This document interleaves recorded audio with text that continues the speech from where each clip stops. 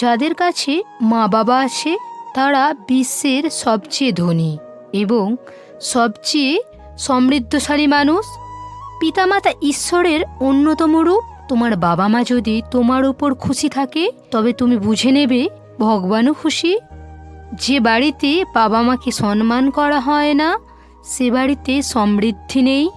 বাবা মায়ের আঙুল ধরে হাঁটতে শিখেছ, তাদের পরিশ্রমে বড় হয়েছ। আজ যা তুমি হয়েছ তা সব কিছুই তোমার বাবা মায়ের কারণে। বাবা মায়ের ত্যাগ তিতিক্ষার ঋণ আমরা জীবন দিয়েও শোধ করতে পারি না।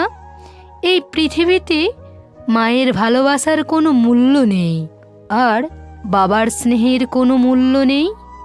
বাবা মা সন্তানের জন্য সব কিছু ত্যাগ করে, কিন্তু বর্তমানে বাবা মায়ের গুরুত্ব কমে যাচ্ছে।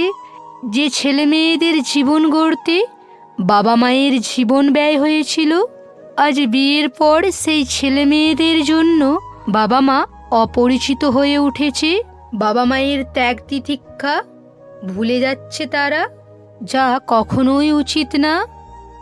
সম্মান পাবে, সম্পদও পাবে, পিতামাতার সেবা করলে স্বর্গও পাবে। কথায় আছে প্রথম ভালোবাসা কখনো ভোলা যায় না। তারপরেও মানুষ কেন বাবা মার ভালোবাসা ভুলে যায় তা জানি না। যার উপরে শেষ নেই তাকে বলে আকাশ, এই পৃথিবীতে যার শেষ নেই তাকে বলে মা।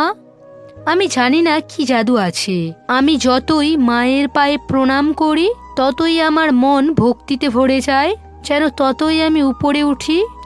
বাবা মাকে কখনো কাঁদাবে না, তাদের স্বপ্নকে কখনো ঘুমোতে দেবে না।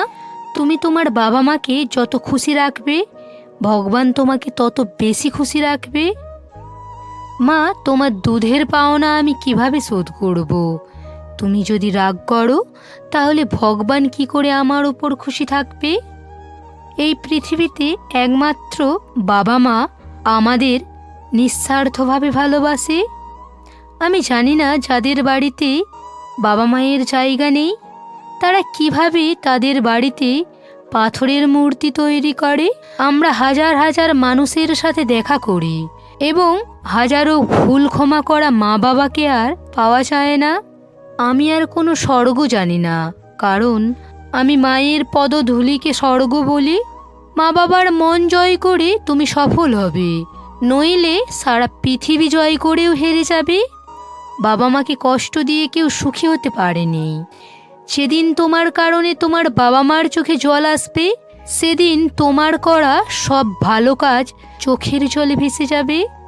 মা বাবা এমনই যাদের অস্তিত্ব কখনো অনুভূত হয় না, কিন্তু তাদের অনুপস্থিতি অনেক বেশি অনুভূত হয়। প্রত্যেক ছেলের ভালো মা আছে, কিন্তু প্রত্যেক মায়ের ভালো ছেলে নেই। ঈশ্বর অদৃশ্য পিতামাতা, কিন্তু পিতামাতা দৃশ্যমান ঈশ্বর। আমি এমন প্রত্যেক ব্যক্তিকে ঘৃণা করি যে ছোট ছোট বিষয়ে শপথ করে তার মাকে ঝুঁকিতে ফেলতে। এক মুহূর্ত বসো বাবা মায়ের কাছে, মোবাইলে সব কিছু নেই। আমি আমার জীবনে অনেক জাদু দেখেছি, কিন্তু বিশ্বাস করো আমার মায়ের অসুস্থতার সময় যে ম্যাজিকটি তার দৃষ্টি কেড়ে নিয়েছিল সেটিই ছিল সবচেয়ে বড়। কে বলেছে ভালো কাজ করলে মৃত্যুর পর স্বর্গ পাবে? আমি বলি মায়ের সেবা করলে বেঁচে থাকতেও স্বর্গ পাবে।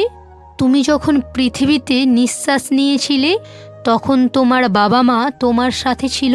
যখন তোমার বাবা মা তাদের শেষ নিঃশ্বাস ত্যাগ করবে তখনও তুমি তাদের সাথে থাকবে।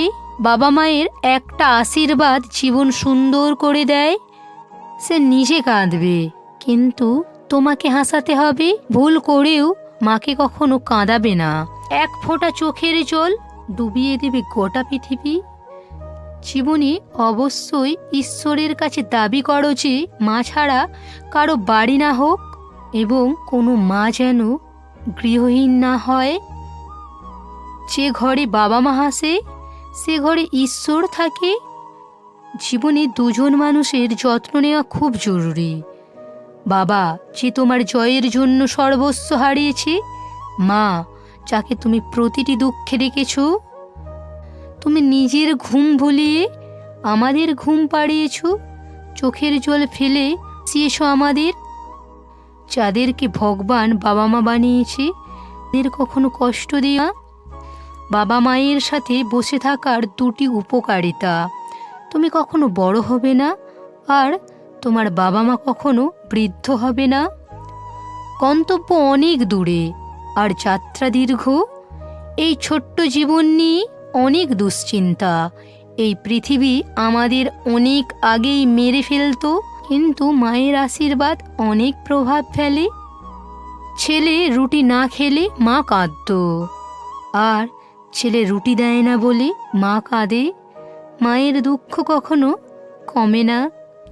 আমরা শুধু আমাদের পিতামাতার দাস, না হলে পৃথিবীর কাছে আমরা কালো রাজা ছিলাম। আজ আমরা সেই বাবা মাকে চুপ করিয়ে দিতে চাই যারা আমাদের কথা বলতে শিখিয়েছিল। এই পৃথিবীতে তুমি সবই পেতে পারো, কিন্তু মনে রেখো, তুমি তোমার বাবা মাকে খুঁজে পাবে না। যে ফুলগুলো একবার ঝরে পড়ে ডাল থেকে, ঝরে যায়, সে ফুলগুলো আবার ফোটে না। এটাই বাস্তব। বাবা মায়ের ভালোবাসা মরে যায় যখন তাদের সন্তানরা বলে, তুমি আমাদের জন্য কি করলে? এমন কোনো সমস্যার সমাধান নেই হয়তো মায়ের পানা ছুঁয়ে কেউ ঘর থেকে বের হয় না।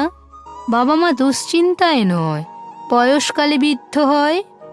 তুমি লক্ষ লক্ষ পূজা এবং হাজার হাজার তীর্থস্থান ঘুরতে পারো, কিন্তু তুমি যদি তোমার পিতামাতাকে প্রত্যাখ্যান করো তবে সব কিছুই বৃথা। সম্পর্ক টিকিয়ে রেখে আমরা শিখেছি বাবা মা ছাড়া কেউ আমাদের নয়। আমাদের বাবা মা যদি আমাদের শৈশবে রাজপুত্রের মতো মানুষ করে, তবে বৃদ্ধ বয়সে রাজার মতো আচরণ করা আমাদের কর্তব্য। তোমার বাবা মায়ের কষ্টকে কখনো উপেক্ষা করো না। তারা আলাদা হয়ে গেলে তুমি রেশমের বালিশে ঘুমালেও ঘুমোতে পারবে না। মায়ের ভালোবাসা আর বাবার সামর্থ্য অনুমান করা অসম্ভব। মানুষ তার পিতামাতার উপদেশ ভুলে যায়, কিন্তু তাদের ইচ্ছে কখনো ভুলে না। বাবা মায়ের টাকায় শখ পূরণ হয়, চাহিদা পূরণ হয় নিজের টাকায়।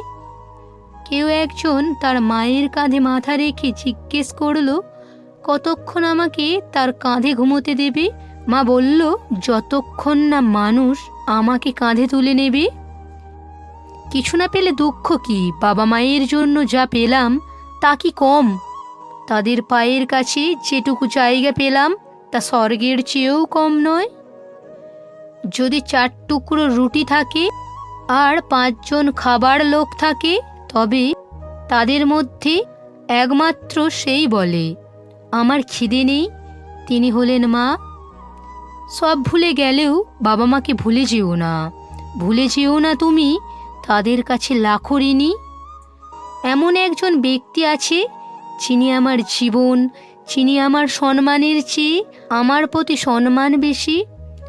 ভগবান যদি আমাকে আদেশ করে তবে আমি তাকে সর্বদা বরণ করব, কারণ তিনি আমার মা ছাড়া আর কেউ নন। পৃথিবীতে ঈশ্বরের সন্ধান আছে। প্রভু, তোমার ভক্ত এত হতাশ। মানুষ কেন ঈশ্বরকে খোঁজে যখন তোমার পিতামাতা তার কাছে অন্য রূপে? যারা তোমাকে কথা বলতে শিখিয়েছে তাদের বাবা মায়ের ওপর তোমার জিহার শক্তি চেষ্টা করবে না। বাবা মা ঈশ্বরের চেয়ে বড়, কারণ ঈশ্বর সুখ এবং দুঃখ দুটোই দেয়, কিন্তু বাবা মা শুধু সুখ দেয়। বন্ধুরা, বাবা মাকে ভালো রেখো এবং নিজেও হাসি খুশি থেকো।